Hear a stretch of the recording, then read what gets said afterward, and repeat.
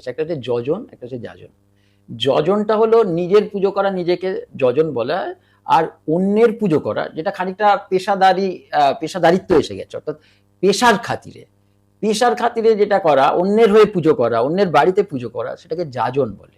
তো আমরা সেই যদি গার্গী, মৈত্রেয়ী, পালা, অমৃণ কন্যা বাঘ দেখি, ঘোষা, হ্যাঁ, সেখানে কিন্তু লোপামুদ্রা, সেখানে কিন্তু আমরা পাবো তারা যজন করে গেছেন, যাজন না। এমনকি আমাদের মা শারদা পর্যন্ত, মা রোজ 1 লক্ষ জপ করতেন। মায়ের একটা ঠাকুর ঘর ছিল, মা শারদার কথা বলছি।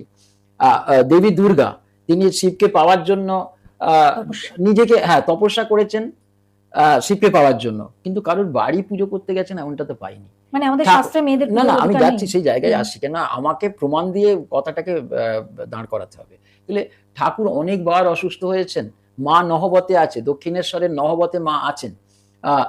ঠাকুর অসুস্থ হয়েছেন, কিন্তু হৃদয়রাম মুখুজ্জে তাকে বলেছেন, ঋদু আজকে তুই পুজোটা করে দেন, কিন্তু মাকে নহবত থেকে বলেননি, শারদা তুমি আজকে মায়ের পুজো করো।